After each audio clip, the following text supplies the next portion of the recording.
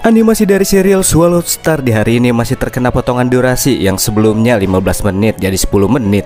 Tapi tak perlu risau kawan-kawan, karena mulai 15 Februari mendatang pihak studio sudah mengumumkan kalau serial ini akan tayang dengan durasi seperti biasanya. Jadi harap dimaklumi kalau durasi episode ini jadi agak pendek, oke? Sebelum melanjutkan pembahasannya, sedikit review dari episode sebelumnya, di mana teror yang dibuat oleh sang Golden Horn Behemoth semakin menjadi-jadi di saat ia kembali menyerang pangkalan militer Amerika yang lainnya. Korban jiwa yang berjatuhan pun tidak bisa terhindarkan karena ulahnya. Namun dalam pembantaian yang terjadi terakhir kali juga akhirnya diketahui, selain tidak menelan pangkalan Amerika, makhluk tersebut juga memiliki skill serangan jarak jauh dengan cara menembakkan laser beam keemasan. Untuk dapat menangani sang Behemoth, pihak Uni Soviet atau yang sekarang kita tahu dengan negara Rusia membuat sebuah rencana meledakkan bom hidrogen bertekanan tinggi yang akan dijatuhkan ke dalam mulut Behemoth.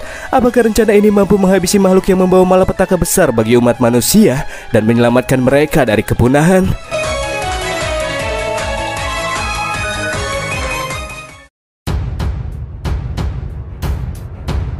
Masih di tengah-tengah berjalannya rapat yang digelar di Aula Konferensi Istana Dewa Perang, pada saat semua pejuang mulai kehilangan semangat tempurnya, pihak Rusia yang diwakili oleh Sokolov membuat sebuah rencana yang pada akhirnya menjadi sebuah harapan bagi umat manusia, di mana rencana tersebut dimaksudkan untuk meledakkan bom hidrogen bertekanan maksimal yang akan dijatuhkan ke dalam mulut Behemoth. Serangan seberat jutaan ton seperti itu diyakini sanggup untuk menumbangkan sang pembawa malapetaka tersebut. Namun terdapat problema lain untuk dapat bisa menjalankan rencana ini yang masih belum bisa Sokolov atasi sampai sekarang. Ia khawatir jika kapal tempur bermuatan bom hidrogen yang dikirim akan terlebih dahulu terkena serangan laser beam dari Behemoth di arah puluhan ribu meter dari jangkauan serangan ideal. Meskipun dengan itu sang Behemoth akan sekarat sekalipun, tetap saja tidak akan ada satupun seorang pejuang di bumi yang sanggup untuk melakukan serangan eksekusi.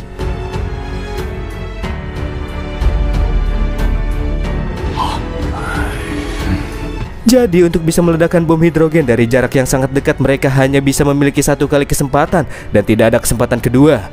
Karena tentunya dengan kecerdasan yang dimiliki oleh sang Behemoth, jika bom pertama gagal diledakkan, maka makhluk tersebut untuk selanjutnya tak akan membiarkan satu pesawat pun mendekati dirinya. Untuk bisa meningkatkan persentase keberhasilan dalam rencana tersebut, pada akhirnya pemimpin Hong pun turut ikut andil dalam rencananya.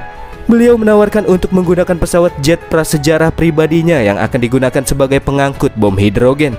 Dengan kekuatan pertahanan dari jet cerdas prasejarah tersebut, laser beam yang menjadi serangan jarak jauh lawan masih bisa ditahan oleh pesawat Hong yang satu ini. Kecuali terkena serangan fisik lawan, itu beda lagi ceritanya. Dan setelah pesawatnya berada di area jangkauan serangan yang ideal, sistem AI akan mengendalikan jet tempur lalu meledakkannya. Dan boom! Ya, inilah pilihan terbaik yang bisa dilakukan bila ingin menjalankan rencana Rusia dengan hasil yang maksimal.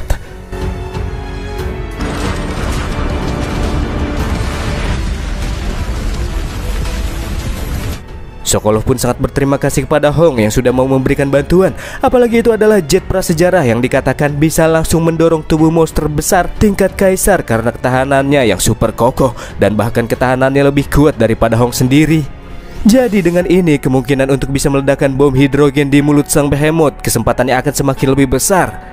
Para pejuang-pejuang kuat, pemimpin 5 negara, serta orang-orang terkuat di dunia pun merasa cukup antusias karena rencana kali ini dirasa akan membuahkan hasil yang baik dan menjadi harapan besar dengan kemungkinan berhasil yang tinggi untuk bisa menumbangkan sang Golden Horn Behemoth. Namun itu semua tidak berlangsung lama. Di dalam ruang virtual, Babata mengatakan meledakkan bom hidrogen setara dengan ratusan juta ton itu tidaklah semudah apa yang difikirkan. Dan jika ada yang tewas, itu bukanlah sang Golden Horn Behemoth. Dari ucapan Babata akhirnya Lao Feng pun ikut sadar bahwa rencana yang telah dibentuk tak akan berjalan sesuai dengan ekspektasi. Oleh karena itulah kali ini ia ikut angkat bicara dan menjelaskan beberapa informasi terkait dengan ras Story Sky Behemoth yang ia miliki.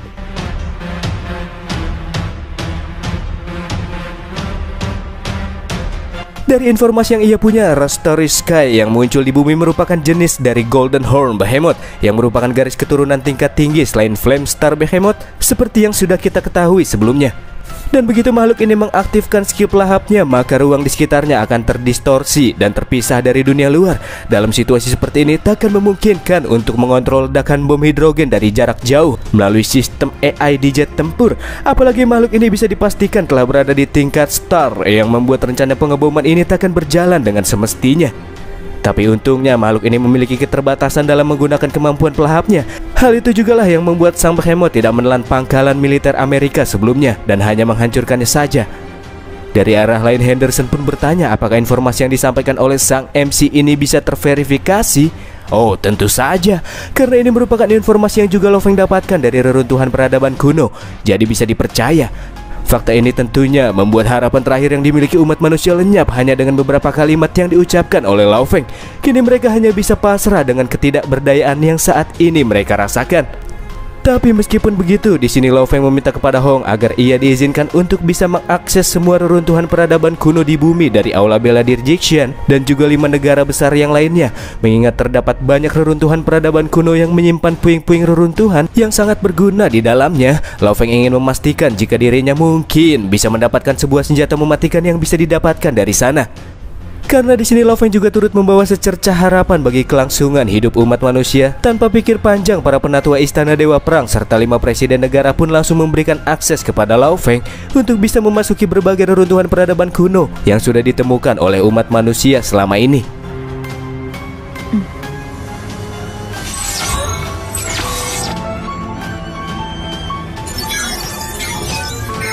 Meskipun harus melawan malapetaka yang besar, namun semua orang masih terus berjuang dan umat manusia pasti bisa bertahan. Itulah kata-kata motivasi Hong yang juga sekaligus mengakhiri pertemuan kala itu.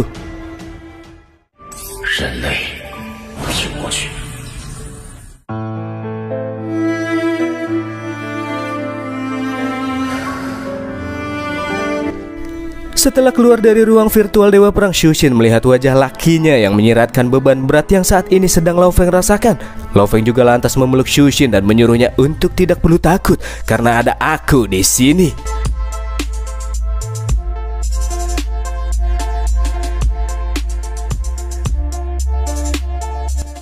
Lo Feng kemudian bertemu dengan anggota keluarganya dan meminta mereka untuk tetap berada di rumah dan pergi ke ruang gravitasi jika suatu waktu terjadi mara bahaya, karena itu adalah tempat yang cukup aman.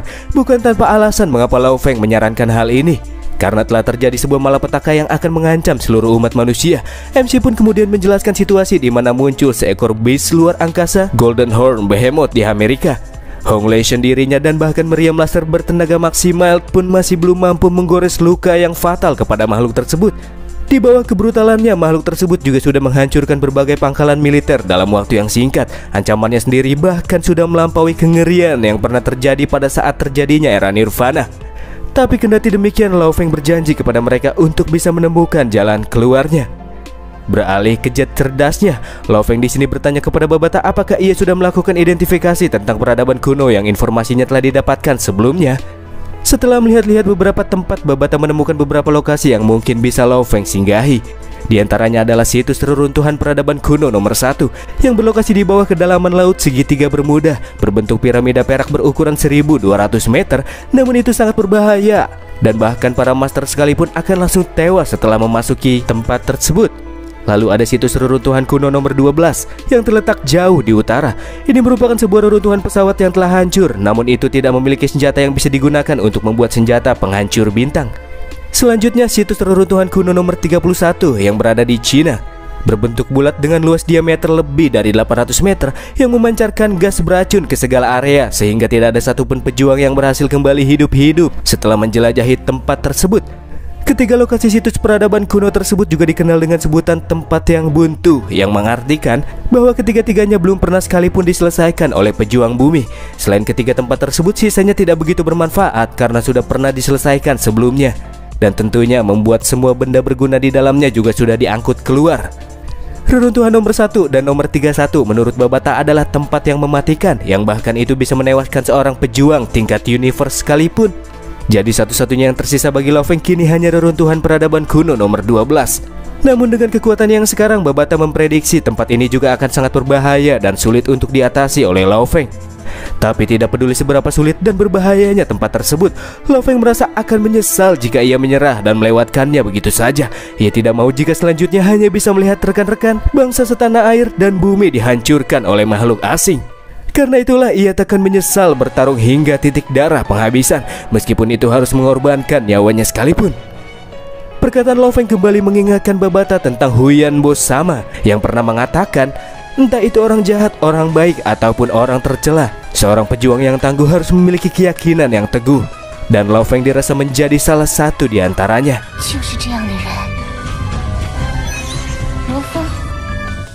Di sore harinya, Lo Feng kemudian bertemu dengan Pak Tua Li yang akan mengantarkan Lo Feng ke situs reruntuhan peradaban kuno yang akan segera MC masuki. Di tengah perjalanan keduanya juga terlihat banyak orang-orang yang masih terlihat santai karena warga sipil biasa tidak diberitahukan info tentang kemunculan makhluk yang telah mengancam seluruh umat manusia.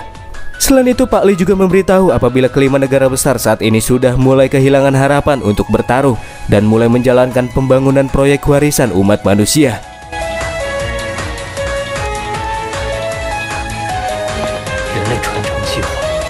Ya, proyek warisan umat manusia, dan seperti ini contohnya. Kota ini dibangun di abad kuno dan bertujuan untuk menghindari amukan para invasi monster. Karena itulah kota vertikal dibangun di tempat yang sangat tinggi. Namun pada akhirnya semua usaha yang dilakukan oleh umat manusia hanya sia-sia saja. Setelah munculnya monster-monster terbang yang menginvasi sehingga kota vertikal ini berubah menjadi reruntuhan yang tidak layak untuk dihuni. Dan itulah akhir dari episode kali ini. Di minggu depan Lo Feng akan kembali mengeksplorasi reruntuhan peradaban kuno nomor 12. Apakah yang akan ia temukan di sana? Penasaran? Kalau begitu mari kita tunggu 1 minggu lagi.